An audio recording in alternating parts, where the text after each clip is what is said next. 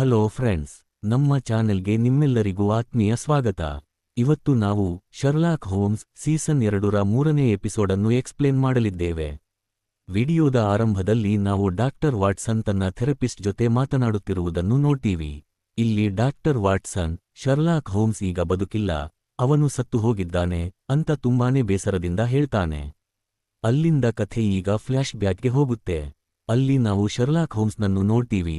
ಅವನು ಈಗ ಇಡೀ ದೇಶದಲ್ಲೇ ತುಂಬಾನೇ ಫೇಮಸ್ ಆಗಿರುತ್ತಾನೆ. ಇದಾದ ನಂತರ ಮುಂದಿನ ಸೀನ್ನಲ್ಲಿ ನಾವು ವಿಲನ್ ಮೊರಿಯಾರ್ಟಿಯನ್ನು ನೋಡ್ತೀವಿ. ನಾವು 2ನೇ ಎಪಿಸೋಡ್ನಲ್ಲಿ ನೋಡಿದ್ವಿ ಅಲ್ವಾ, ಮೊರಿಯಾರ್ಟಿಯನ್ನು ಒಂದು ಹೈ ಸೆಕ್ಯೂರಿಟಿ ಜೈಲಿನಲ್ಲಿ ಇಡಲಾಗಿತ್ತು ಮತ್ತು ಮೈಕ್ರಾಫ್ಟ್ ಅವನನ್ನು ಬಿಡುಗಡೆ ಮಾಡಲು ಹೇಳಿದ್ದ ಅಂತ. ಅಸಲಿಗೆ ಆ ಸೀನ್ನ ಸತ್ಯ ಏನೆಂದರೆ, ಮೈಕ್ರಾಫ್ಟ್ ಮೊರಿಯಾರ್ಟಿಯನ್ನು ಅರೆಸ್ಟ್ ಮಾಡಿಸಿ ತುಂಬಾನೇ ವಿಚಾರಣೆ ನಡೆಸಿರುತ್ತಾನೆ. ಆದರೆ ಮೊರಿಯಾರ್ಟಿ ಯಾವುದಕ್ಕೂ ಬಾಯಿ ಬಿಟ್ಟಿರಲ್ಲ. ಕೊನೆಯಲ್ಲಿ ಮೊರಿಯಾರ್ಟಿ, ನಾನು ಶರ್ಲಾಕ್ ಬಗ್ಗೆ ಇನ್ಫಾರ್ಮೇಶನ್ ಕೊಡ್ತೀನಿ ಅಂದಾಗ ಮೈಕ್ರಾಫ್ಟ್ ಅದಕ್ಕೆ ಪ್ರತಿಯಾಗಿ ಶರ್ಲಾಕ್ ಹೋಮ್ಸ್ನ ಇಡೀ ಪರ್ಸನಲ್ ಲೈಫ್ ಹಿಸ್ಟರಿ ಮತ್ತು ಎಲ್ಲಾ ಸೀಕ್ರೆಟ್ ಡೀಟೇಲ್ಸ್ ಅನ್ನು ಮೊರಿಯಾರ್ಟಿಗೆ ಕೊಟ್ಟುಬಿಡ್ತಾನೆ. ಆಮೇಲೆ ಮೊರಿಯಾರ್ಟಿ ಜೈಲಿನಿಂದ ಹೊರಬಂದು ನೇರವಾಗಿ ಒಂದು ಮ್ಯೂಸಿಯಂಗೆ ಹೋಗ್ತಾನೆ. ಅಲ್ಲಿ ರಾಣಿ ಎಲಿಜಬೆತ್ ಅವರ ಕಿರೀಟವನ್ನು ಇಡಲಾಗಿರುತ್ತೆ. ಮೊರಿಯಾರ್ಟಿ ಅಲ್ಲಿಗೆ ಬಂದು ತನ್ನ ಫೋನ್ನಲ್ಲಿ ಏನೋ ಕ್ಲಿಕ್ ಮಾಡ್ತಾನೆ. ತಕ್ಷಣ ಮ್ಯೂಸಿಯಂನ ಎಲ್ಲಾ ಸಿಸಿಟಿವಿ ಕ್ಯಾಮೆರಾಗಳು ಆಫ್ ಆಗಿಬಿಡುತ್ತವೆ.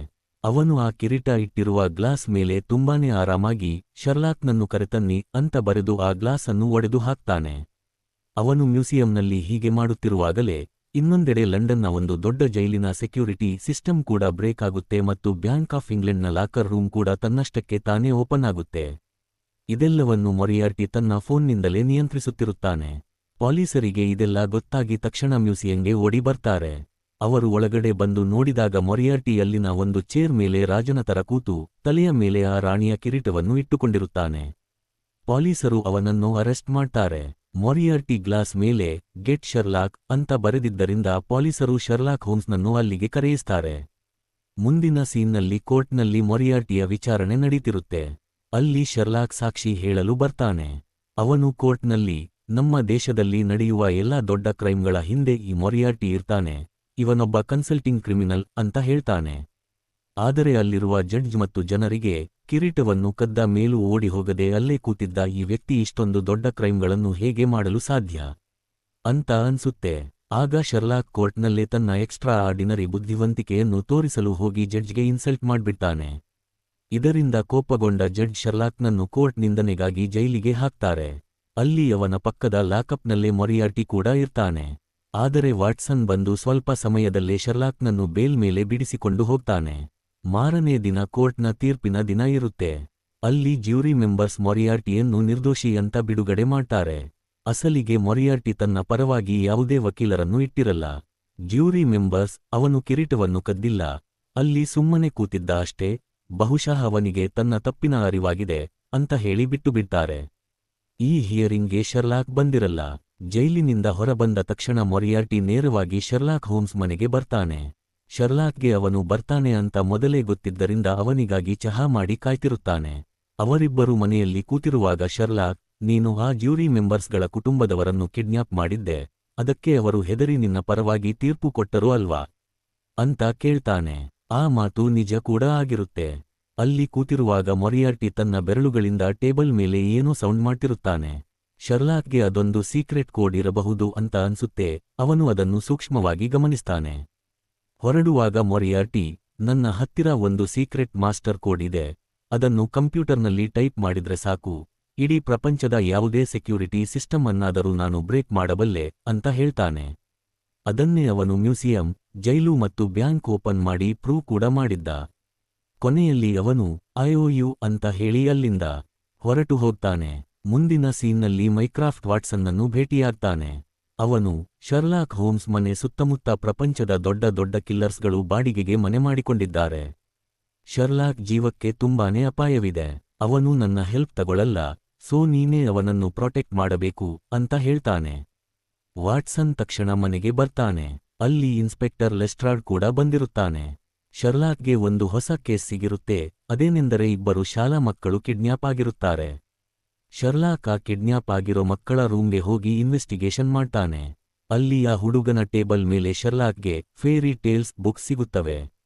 ಆ ಮಕ್ಕಳು ದಡ್ಡರಲ್ಲ, ಹಾಗಾಗಿ ಅವರು ಏನಾದರೂ ಹಿಂಟ್ ಬಿಟ್ಟು ಹೋಗಿರ್ತಾರೆ ಅಂತ ಶರ್ಲಾಕ್ ಹುಡುಕುವಾಗ ಅವನಿಗೆ ಒಂದು ಖಾಲಿ ಲಿಪ್ಸ್ಟಿಕ್ ಬಾಟಲ್ ಸಿಗುತ್ತೆ. ಅದಕ್ಕೆ ಬ್ಲೂ ಲೈಟ್ ಹಾಕಿ ನೋಡಿದಾಗ ಅಲ್ಲಿ ಹೆಲ್ಪ್ ಅಂತ ಬರೆದಿರುತ್ತೆ. ಹಾಗೇ ನೆಲದ ಮೇಲೆ ಕಿಡ್ನ್ಯಾಪರ್ನ ಫುಟ್ಪ್ರಿಂಟ್ಸ್ ಇರುತ್ತವೆ. ಶರ್ಲಾಕ್ ಆ ಮಣ್ಣಿನ ಗುರುತುಗಳನ್ನು ತಗೊಂಡು ಲ್ಯಾಬ್ನಲ್ಲಿ ಟೆಸ್ಟ್ ಮಾಡ್ತಾನೆ. ಆ ಮಣ್ಣಿನಲ್ಲಿ ಅವನಿಗೆ 5 ವಸ್ತುಗಳು ಸಿಗುತ್ತವೆ: ಚಾಕ್ ಪೌಡರ್, ಕಲ್ಲಿದ್ದಲು, ಗ್ಲಿಸರಿನ್, ಮಣ್ಣು ಮತ್ತು ಇನ್ನೊಂದು ಕೆಮಿಕಲ್. ಶರ್ಲಾಕ್ಗೆ ತಕ್ಷಣ ಮೊರಿಯಾರ್ಟಿ ಹೇಳಿದ್ದ ಫೇರಿ ಟೇಲ್ ಅನ್ನೋ ಮಾತು ನೆನಪಿಗೆ ಬರುತ್ತೆ. ಆ ಬುಕ್ನಲ್ಲಿ ಹೆನ್ಸೆಲ್ ಮತ್ತು ಗ್ರೆಟೆಲ್ ಅನ್ನೋ ಅಣ್ಣ ತಂಗಿಯ ಕಥೆ ಇರುತ್ತೆ. ಅವರನ್ನು ಒಬ್ಬ ರಾಕ್ಷಸಿ ಕಿಡ್ನ್ಯಾಪ್ ಮಾಡಿ ತನ್ನ ಮನೆಯಲ್ಲಿ ಇಟ್ಟಿರುತ್ತಾಳೆ. ಶರ್ಲಾಕ್ ಸಿಕ್ಕಿರೋ ಕೆಮಿಕಲ್ಗಳನ್ನು ಅಬ್ಸರ್ವ್ ಮಾಡಿದಾಗ ಅವೆಲ್ಲವನ್ನು ಚಾಕೊಲೇಟ್ ಮಾಡಲು ಬಳಸುತ್ತಾರೆ ಅಂತ ಅರ್ಥ ಆಗುತ್ತೆ. ಲಂಡನ್ನಲ್ಲಿರೋ ಹಳೆಯ ಚಾಕೊಲೇಟ್ ಫ್ಯಾಕ್ಟರಿಗಳ ಬಗ್ಗೆ ಯೋಚಿಸಿ ಶರ್ಲಾಕ್ ತನ್ನ ಹಳ್ಳಿಯ ಸೋರ್ಸ್ಗಳ ಸಹಾಯದಿಂದ ಮಕ್ಕಳಿರುವ ಜಾಗವನ್ನು ಪತ್ತೆ ಹಚ್ಚುತ್ತಾನೆ. ಅವರೆಲ್ಲರೂ ಆ ಹಳೆಯ ಫ್ಯಾಕ್ಟರಿಗೆ ಹೋಗ್ತಾರೆ. ಅಲ್ಲಿ ತುಂಬಾ ಚಾಕೊಲೇಟ್ಗಳು ಬಿದ್ದಿರುತ್ತವೆ. ಆ ಚಾಕೊಲೇಟ್ ರಾಪರ್ಗಳ ಮೇಲೆ ಮರ್ಕ್ಯುರಿ ಅನ್ನೋ ವಿಷದ ಕೆಮಿಕಲ್ ಇರುತ್ತೆ. ಅದನ್ನು ತಿಂದರೆ ಮನುಷ್ಯ ಸತ್ತು ಹೋಗ್ತಾನೆ. ಅಲ್ಲಿ ಹುಡುಕಿದಾಗ 2 ಮಕ್ಕಳು ಸಿಗ್ತಾರೆ. ಅವರು ತುಂಬಾನೇ ಹೆದರಿರುತ್ತಾರೆ. ಮುಂದಿನ ಸೀನ್ನಲ್ಲಿ ಆ ಮಕ್ಕಳನ್ನು ಹಾಸ್ಪಿಟಲ್ಗೆ ಸೇರಿಸಿರುತ್ತಾರೆ. ಶರ್ಲಾಕ್ ಆ ಹುಡುಗಿಯನ್ನು ಮಾತನಾಡಿಸಲು ಹೋದಾಗ ಆಕೆ ಶರ್ಲಾಕ್ನನ್ನು ನೋಡಿ ಇದ್ದಕ್ಕಿದ್ದಂತೆ ಜೋರಾಗಿ ಕಿರುಚಲು ಸ್ಟಾರ್ಟ್ ಮಾಡ್ತಾಳೆ. ಪೊಲೀಸರಿಗೆ ಇದು ತುಂಬಾನೇ ವಿಚಿತ್ರ ಅನ್ಸುತ್ತೆ. ಶರ್ಲಾಕ್ ಅಲ್ಲಿಂದ ಹೋದಮೇಲೆ ಒಬ್ಬ ಲೇಡಿ ಆಫೀಸರ್ ಆ ಹುಡುಗಿ ಶರ್ಲಾಕ್ನನ್ನು ನೋಡಿ ಯಾಕೆ ಅಷ್ಟೊಂದು ಹೆದರಿದಳು, ಅವಳು ಶರ್ಲಾಕ್ನನ್ನು ಮುಂಚೆ ನೋಡಿಯೇ ಇಲ್ಲ, ಇಷ್ಟಕ್ಕೂ ಕೇವಲ ಕಾಲು ಗುರುತುಗಳನ್ನು ನೋಡಿ ಶರ್ಲಾಕ್ ಮಕ್ಕಳನ್ನು ಹೆಂಗೆ ಹುಡುಕಿದ, ಬಹುಶಃ ಶರ್ಲಾಕ್ ಹೋಮ್ಸ್ ಸ್ವತಃ ತಾನೇ ಈ ಮಕ್ಕಳನ್ನು ಕಿಡ್ನ್ಯಾಪ್ ಮಾಡಿಸಿ ಆಮೇಲೆ ತಾನೇ ಹೀರೋ ತರ ಹುಡುಕುವ ನಾಟಕ ಆಡ್ತಿದ್ದಾನ ಅಂತ ಡೌಟ್ ಪಡ್ತಾಳೆ.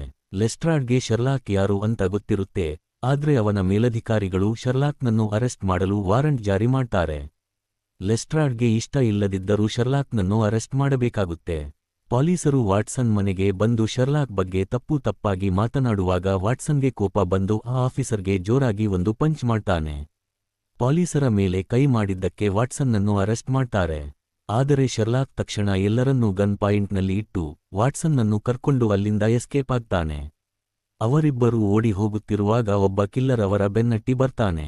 ಶರ್ಲಾಕ್ ಅವನನ್ನು ಹಿಡಿದು ವಿಚಾರಿಸಿದಾಗ ಅವನು, ನಿನ್ನ ಹತ್ತಿರ ಆ ಮಾಸ್ಟರ್ ಕೋಡ್ ಇದೆಯಂತೆ, ಅದಕ್ಕೆ ಎಲ್ಲರೂ ನಿನ್ನ ಹಿಂದೆ ಬಿದ್ದಿದ್ದಾರೆ.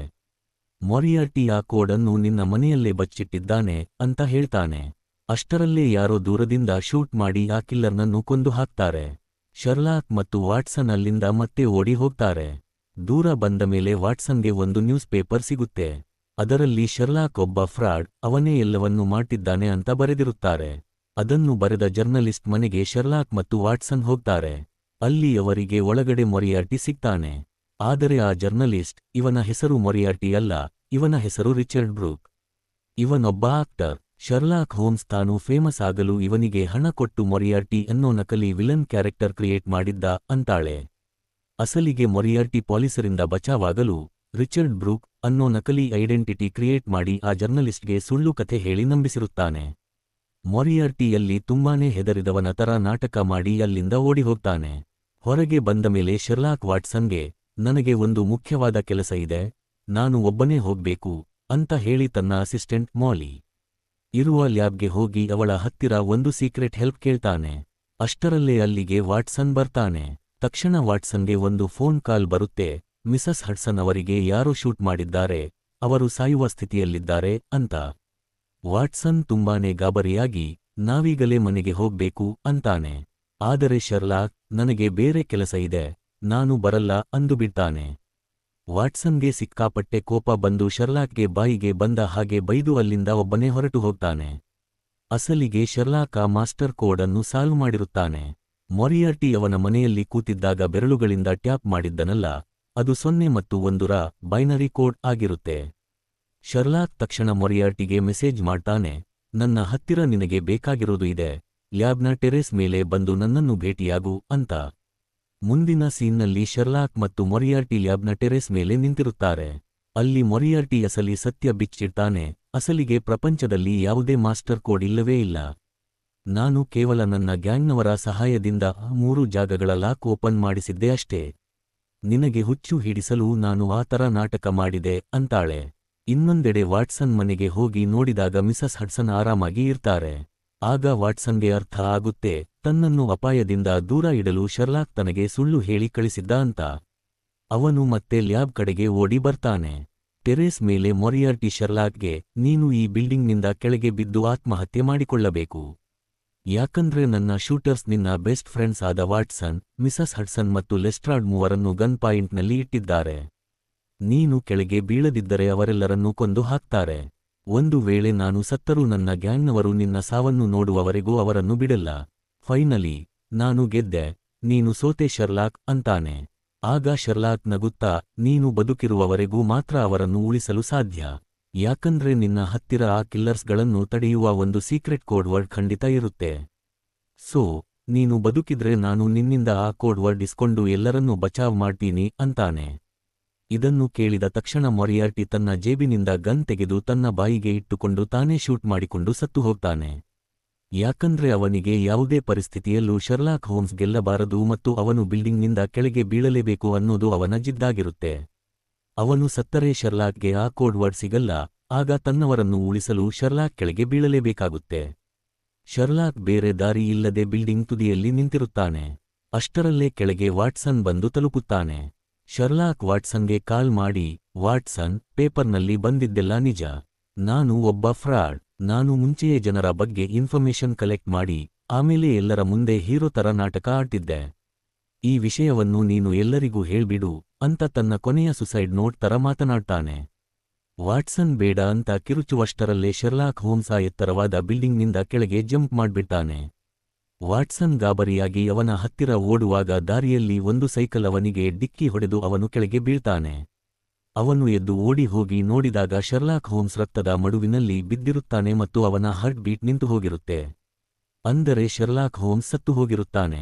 ಮುಂದಿನ ಸೀನ್ನಲ್ಲಿ ವಾಟ್ಸನ್ ಮತ್ತು ಮಿಸಸ್ ಹಡ್ಸನ್ ಶರ್ಲಾಕ್ ಹೋಮ್ಸ್ನ ಸಮಾಧಿಯ ಮುಂದೆ ನಿಂತು ತುಂಬಾನೇ ಅಳುತ್ತಿರುತ್ತಾರೆ. ಅವರು ಅಲ್ಲಿಂದ ಹೊರಟು ಹೋದ ಮೇಲೆ ದೂರದಲ್ಲಿ ಒಬ್ಬ ವ್ಯಕ್ತಿ ನಿಂತಿರುವುದನ್ನು ನಾವು ಕಾಣಬಹುದು. ಹೌದು, ಅದು ಬೇರೆ ಯಾರೂ ಅಲ್ಲ, ಸ್ವತಃ ಶರ್ಲಾಕ್ ಹೋಮ್ಸ್.